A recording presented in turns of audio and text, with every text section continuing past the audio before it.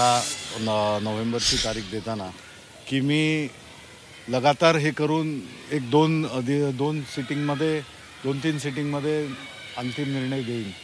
तर त्याचीच अपेक्षा आहे आज की ही लगातार होऊ द्या आणि लवकरात लवकर निर्णय येऊ द्या.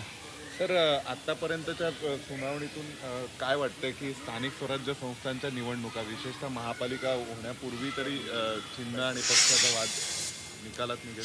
अर्थात महाराष्ट्रामध्ये स्थानिक स्वराज्य संस्थांच्या निवडणुका होऊ घातल्या, त्याची प्रक्रियासुद्धा सुरू झालेली आहे.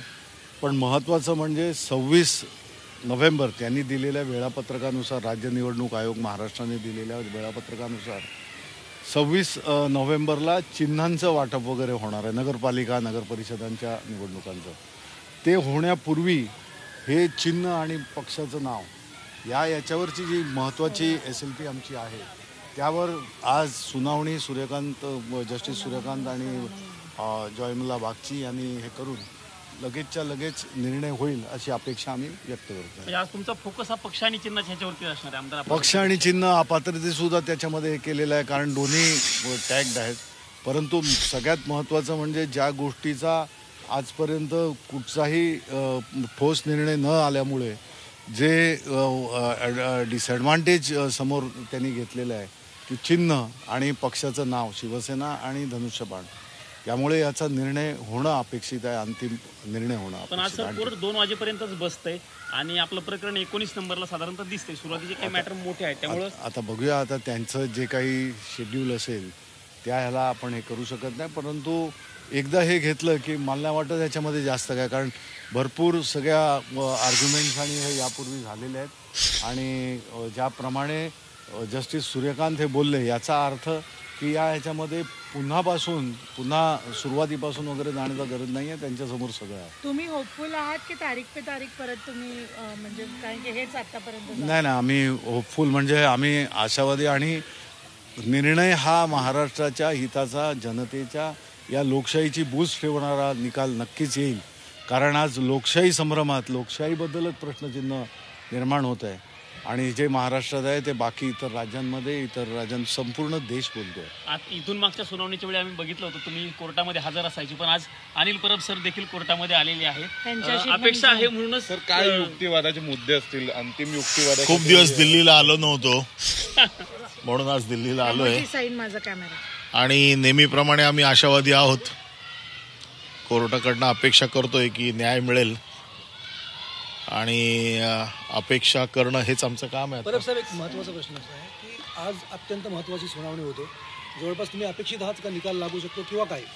पण कालच्या संदर्भामध्ये बघितलं गेलं तर आज सुनावणी आणि त्याच्यानंतर काल एकनाथ शिंदेंचा राऊतांना फोन, हे संदर्भ काय? नाही बघा, ही महाराष्ट्राची संस्कृती एकमेकांच्या तब्येतीची चौकशी करणं, याचा काय राजकारणाशी कुठे संबंध आहे असं मी तरी मानत नाही.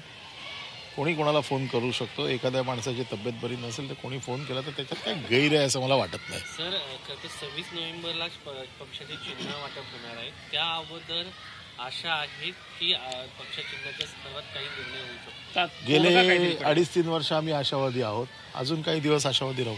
सर, तुमचं केस अपात्रताला तुम्ही स्वतःने फाईल केलंय पक्षाच्या वतीने. नेमकं त्यात तुम्ही काय एक्सपेक्ट करतायत? कारण की लास्ट टाइम NCPने केलेलं तेव्हा इलेक्शन्सच्या पहिले त्यांना एक रिमार्क लिहायला सांगितलेलं की हे शरद पवारांना बिलॉंग करतं. आता तुम्ही असं काय एक्सपेक्ट करताय? आम्ही असं काही नाही. आमचं म्हणणं अतिशय स्पष्ट आहे पिटिशनमध्ये की हा पक्ष आणि चिन्ह दिलेलं आहे ते चुकीचं आहे. मूळ पक्ष आमचा आहे आणि मूळ पक्ष आणि चिन्हावरती आमचा अधिकार आहे, हे आमचं पिटिशन आहे. सर, अंतिम युक्तिवादात काय काय मुद्दे असतील? आता ते साहेब वकील तिथे आहेत, ते अंतिम युक्तिवाद करतील. आम्ही फक्त पक्षाच्या वतीने यावरती देखरेख ठेवण्यासाठी, याच्या संदर्भात जी काही माहिती लागते ती देण्यासाठी आलेलो आहोत. युक्तिवाद तुमची निराशा झाली आतापर्यंत या प्रकरणामध्ये? ठीक आहे, आशा निराशा हा खेळ चालतच असतो राजकारणामध्ये. आम्ही आशावादी आहोत. सर, एक वेगळा प्रश्न विचारतो. बाबा सिद्दीकी हत्या प्रकरणामध्ये त्यांच्या पत्नीने कोर्टामध्ये ॲफिडेव्हिट दिलेला आहे. त्यात असं म्हटलेलं की मोहित कंपोज यांच्यासह काही बिल्डरवरती आम्हाला संशय आहे असं त्यांनी हायकोर्टात म्हटलं. ठीक आहे ना, त्यांची चौकशी झालेली आहे. पुन्हा काय वाटली तर चौकशी होईल त्याची. पोलीस त्याच्यात काय ते योग्य तो तपास करतील. धन्यवाद. ठीक आहे, थँक्यू.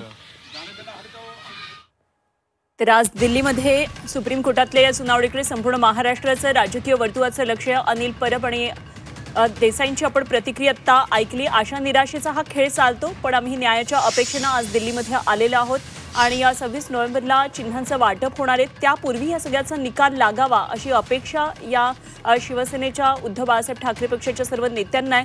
अपात्रतेचा महत्त्वाचा मुद्दा आहे. पक्षाचं नाव आणि चिन्ह याबाबतचा निर्णय हा अपेक्षित आहे आणि हेच मूळ जो मुद्दा आहे तो हाच आहे याचिकेचा.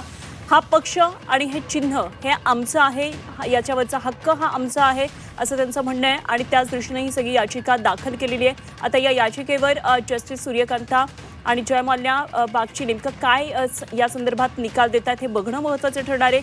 19 नंबरला आजचा मॅटर आहे, त्यामुळे किती वाजता ही सुनावणी सुरू होतीये याकडे सर्वांचंच लक्ष लागलेलं आहे. मात्र हे सगळं प्रकरण जस्टिस सूर्यकांता लवकरच निकाली काढतील आणि लोकशाहीची बूज ठेवणारा हा निकाल येईल असा आशावाद व्यक्त केलेला आहे अनिल देसाई यांनी.